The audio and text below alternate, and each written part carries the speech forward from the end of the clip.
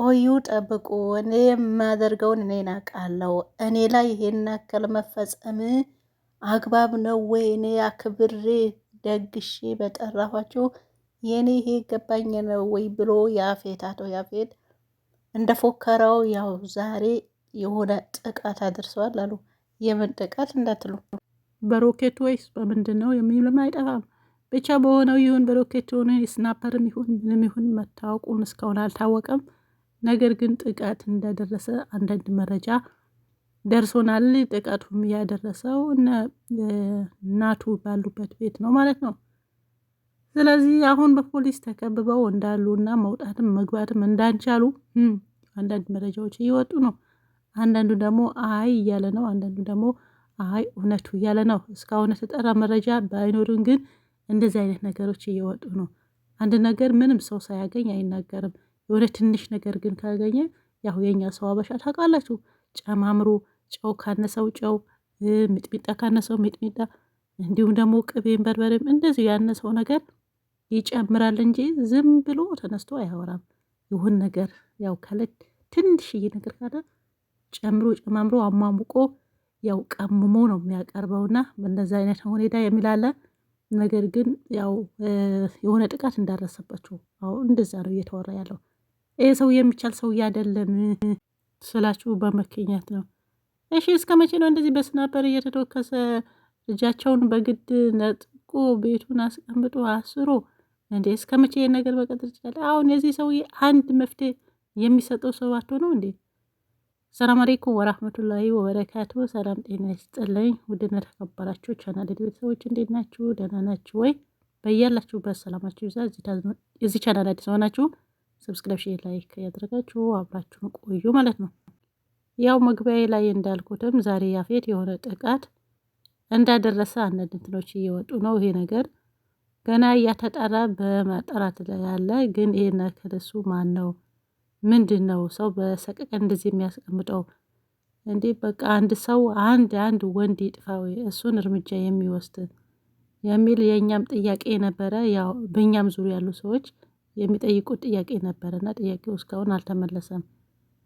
ሰሞኑ ያው ሰርጋቸው እንደነበረ ሁላችንም እናውቃለን። በዛ ላይ ደግሞ የተፈጠረው ነገር እናውቃለን። በዛ ምክንያት ከባነነ በኋላ ምንድን ነው የሚለው ነገር ያው ሲጣራ ሲያጠራርቅ ይሄ ነገር እንደተፈጸመ ሲነገረው አያውቁኝም እያለ እየፎከረ ዛሬ የሆነ ጥቃት እንዳደረሰ በዛች ቀን አውቅ የነበረ መጀመሪያም ብሏል አሉ።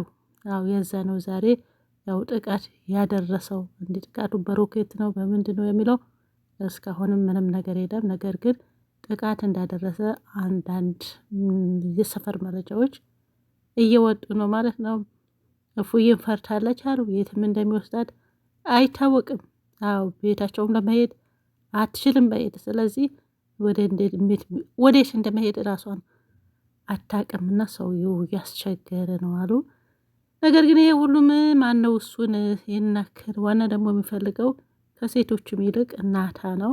ናታ እንግዲህ የገዛ ምንድን ነው የሚባለው በመጨረሻው ጊዜ ወንድሙ በወንድሙ ላይ ይነሳል ይባላል። አሁን እንደዛ ነው የሆነው። ያፌት በወንድሙ ላይ ነው የተነሳው።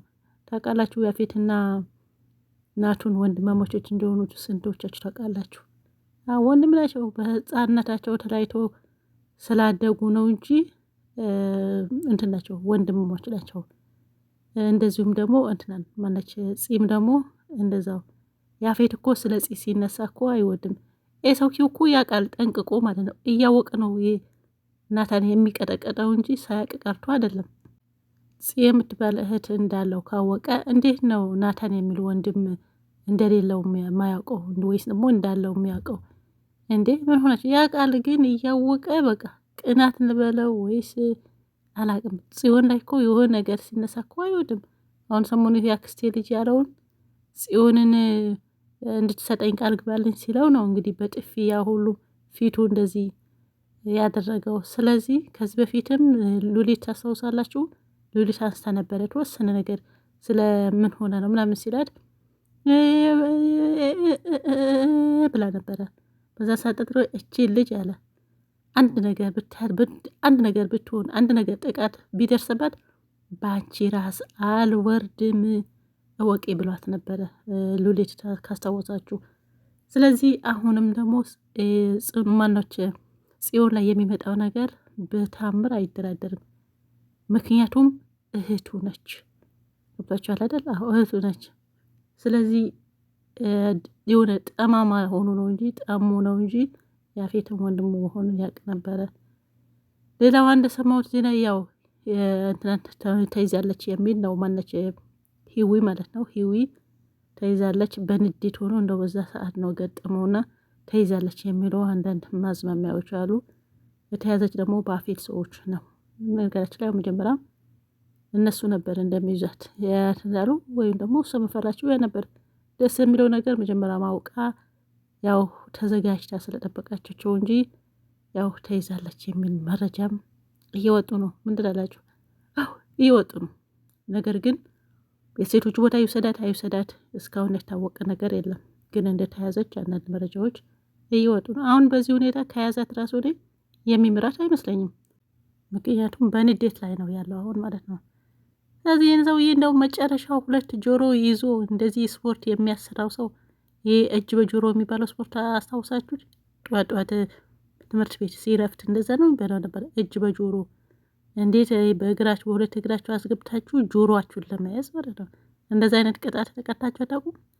ስለዚህ አሁን እኔ ያፌት የምመኝለት ይሄ እስር ቤት በስነ ስርዓት ተይዞ መግባት ነው ሳይሆን ይሄ ሁለቱ ጆሮውን አስይዞ ስፖርት የሚያሰራው ሰው በቃ ወይ አንድ ሰዓት ወይ የግማሽ ሰዓት ከዛ በኋላ እስር ቤትም ይሁን የትም ቢሆን ማለት ነው ይወሰድ። ግን ከዛ በፊት እንደዚህ አይነት ስፖርት በጣም ቢሰራ። አንቺ እየቀጣሽ ነው ወይስ ስፖርት እያሰራሽ ነው እንዳትሉኝ በሉት ሁለቱም። ይህን በጣም ከፍተኛ ቅጣት ነው። ያው የሚያውቀው ያውቀዋል። ህመም እንጂ በጣም ነው የሚያመው። ስለዚህ አይችልም በጆሮ ይዞ እና ይህን ቅጣት ቢቀጣና ወደሚቀጥለው እርምጃ የሚወስደው ምን ነው አንድ ወንድ ጠፋሳ በዙሪያው እንዴ እሱ ማን ነውና ነው ይሄ ሁሉም ሰው ግራ የሚያጋባው የሆነ ግራ ገባው ሰውዬ። ስለዚህ አሁን እስቲ ዛሬ የተወከሰባቸው ወይም ደግሞ ዛሬ የላከባቸው ቤተሰቦች ደህና የሚሆኑ አይሆን የሚታወቅ ነገር የለም። እስቲ የሚቀጥለውን አብረን እናያለን። ደግነቱ ናታን በቤት ነበረ። በቤት ነበርሽ ወይ በሉት እንደዛ አካባቢ። ስለዚህ ከዚህ በኋላ አሁን ነገ ይለቃሉ። ነገ ሲለቁ የእውነት ነገር ተከስቷል ወይ አልተከሰተም ወይ የዜና ውስጥ ከነ ወይ ከነሱ ይወጣ ነበረ ወይ ወይስ አይደለም የሚለውን አብራችን የምናየው ይሆናል። እኔ የሰማነው ይሄ ነው። እኔ የሰማሁት ይሄ ነው። ጥቃት እንደፈጸመና እናታን እንደሚያሳድድ እንዳለ፣ ፉዬ ደግሞ እንደተጨነቀች፣ ሂዊ ደግሞ እንደተያዘች፣ አው ሉሊት ደግሞ በቃ የሚይዝም የምትይዝም የምትጨብጥም ነገራታ ያው እየተገላታች እንደሆነ ይሄ ሁሉም መድረጃ ደርሶኛል ማለት ነው። እሷ ደግሞ ታውቃላችሁ ዝም ብላ ፈሪ ነች። ዝም ብላ ነው የምትፈራው። ይሄ ነገር ሲጨመር ደግሞ የሆነ ጥቃት ሲፈጸም ቤቱ አስባችሁታል። እንዳው በመጀመሪያ በገዛ እጇ ነፍሷን የምታወጣው እሷ ትመስለኛለች። ቦቅቧቃ እና እሷም ተደግራግራራለች። ተደናግራለች። የትም መሄድ አትችልም አሉ ነው ያው ሲተከስባት ፈርታለች አሉ። እስቲ የእውነት ነገር ይሄን ያፌት አድርጎታል ወይስ አላደረገውም? ካደረገው ደግሞ ሰላማዊ ሰልፍ ወጥተን እናስቆመዋለን እና ይሆናል። ሰማላችሁ ብዛ ባይ ባይ